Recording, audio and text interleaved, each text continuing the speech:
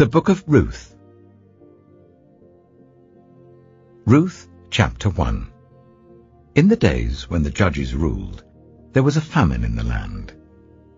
So a man from Bethlehem in Judah, together with his wife and 2 sons, went to live for a while in the country of Moab. The man's name was Elimelech. His wife's name was Naomi, and the names of his 2 sons were Mahlon and Chilion. They were Ephrathites from Bethlehem, Judah, and they went to Moab and lived there. Now Elimelech, Naomi's husband, died, and she was left with her 2 sons. They married Moabite women, one named Orpah and the other Ruth. After they lived there about 10 years, both Mahlon and Chilion also died, and Naomi was left without her 2 sons and her husband. When Naomi heard in Moab that the Lord had come to the aid of his people by providing food for them, she and her daughters-in-law prepared to return home from there. With her 2 daughters-in-law, she left the place where she had been living and set out on the road that would take them back to the land of Judah. Then Naomi said to her 2 daughters-in-law, "Go back, each of you, to your mother's home. May the Lord show you kindness, as you have shown kindness to your dead husbands and to me. May the Lord grant that each of you will find rest in the home of another husband." Then she kissed them goodbye, and they wept aloud, and said to her, "We will go back with you to your people." But Naomi said, "Return home, my daughters. Why would you come with me? Am I going to have any more sons who could become your husbands? Return home, my daughters. I am too old to have another husband. Even if I thought there was still hope for me, even if I had a husband tonight and then gave birth to sons, would you wait until they grew up? Would you remain unmarried for them? No, my daughters. It is more bitter for me than for you, because the Lord's hand has turned against me." At this they wept aloud again. Then Orpah kissed her mother-in-law goodbye, but Ruth clung to her. "Look," said Naomi, "your sister-in-law is going back to her people and her gods. Go back with her." But Ruth replied, "Don't urge me to leave you or to turn back from you. Where you go, I will go, and where you stay, I will stay. Your people will be my people, and your God, my God. Where you die, I will die, and there I will be buried. May the Lord deal with me, be it ever so severely, if even death separates you and me." When Naomi realized that Ruth was determined to go with her, she stopped urging her. So the 2 women went on until they came to Bethlehem. When they arrived at Bethlehem, the whole town was stirred because of them, and the women exclaimed, "Can this be Naomi?" "Don't call me Naomi," she told them. "Call me Mara, because the Almighty has made my life very bitter. I went away full, but the Lord has brought me back empty. Why call me Naomi? The Lord has afflicted me. The Almighty has brought misfortune upon me." So Naomi returned from Moab, accompanied by Ruth the Moabite, her daughter-in-law, arriving in Bethlehem as the barley harvest was beginning. Ruth chapter 2. Now Naomi had a relative on her husband's side, a man of standing from the clan of Elimelech, whose name was Boaz.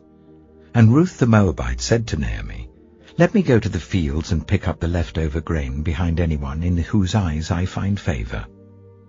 Naomi said to her, "Go ahead, my daughter." So she went out, entered a field, and began to glean behind the harvesters. As it turned out, she was working in a field belonging to Boaz, who was from the clan of Elimelech. Just then Boaz arrived from Bethlehem and greeted the harvesters. "The Lord be with you." "The Lord bless you," they answered. Boaz asked the overseer of his harvesters, "Who does that young woman belong to?" The overseer replied, "She is the Moabite who came back from Moab with Naomi. She said, 'Please let me glean and gather among the sheaves behind the harvesters.' She came into the field and has remained here from morning till now, except for a short rest in the shelter." So Boaz said to Ruth, My daughter, listen to me. Don't go and glean in another field, and don't go away from here. Stay here with the women who work for me. Watch the field where the men are harvesting, and follow along after the women.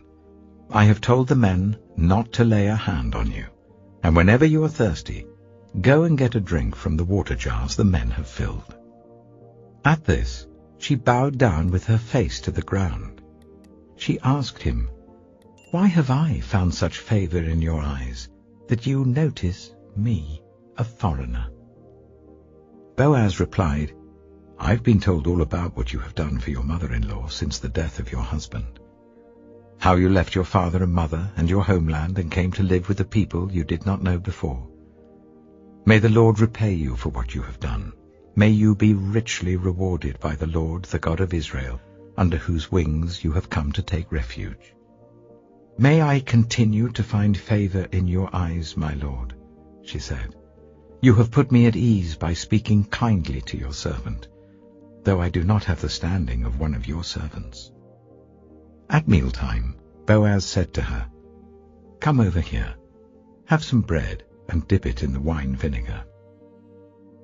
When she sat down with the harvesters, he offered her some roasted grain.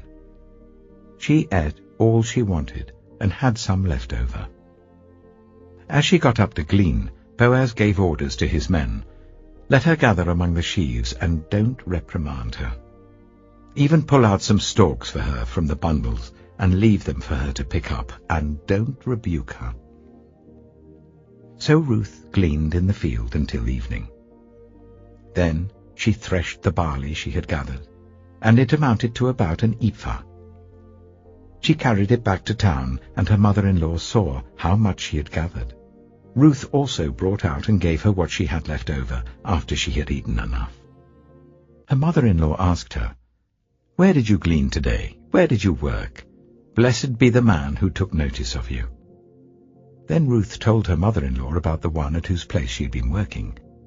"The name of the man I worked with today is Boaz," she said. "The Lord bless him," Naomi said to her daughter-in-law. "He has not stopped showing his kindness to the living and the dead." She added, "That man is our close relative. He is one of our guardian redeemers." Then Ruth the Moabite said, "He even said to me, 'Stay with my workers until they finish harvesting all my grain.'" Naomi said to Ruth, her daughter-in-law, "It will be good for you, my daughter, to go with the women who work for him, because in someone else's field you might be harmed." So Ruth stayed close to the women of Boaz to glean until the barley and wheat harvests were finished, and she lived with her mother-in-law. Psalm 129. They have greatly oppressed me from my youth. Let Israel say, They have greatly oppressed me from my youth, but they have not gained the victory over me. Plowmen have plowed my back and made their furrows long, but the Lord is righteous. He has cut me free from the cords of the wicked. May all who hate Zion be turned back in shame. May they be like grass on the roof, which withers before it can grow. A reaper cannot fill his hands with it, nor one who gathers fill his arms. May those who pass by not say to them, The blessing of the Lord be on you. We bless you in the name of the Lord.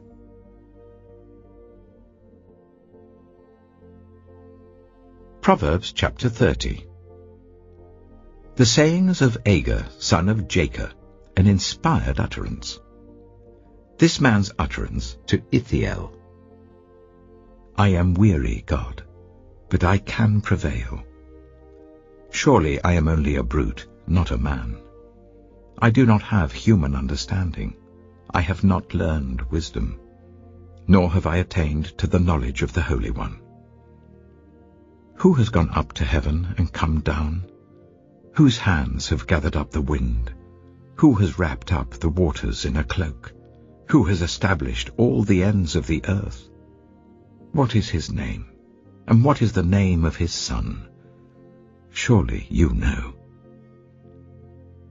Every word of God is flawless. He is a shield to those who take refuge in him. Do not add to his words, or he will rebuke you and prove you a liar. 2 things I ask of you, Lord. Do not refuse me before I die. Keep falsehood and lies far from me. Give me neither poverty nor riches, but give me only my daily bread. Otherwise I may have too much and disown you and say, Who is the Lord? Or I may become poor and steal and so dishonor the name of my God. Do not slander a servant to their master, or they will curse you, and you will pay for it.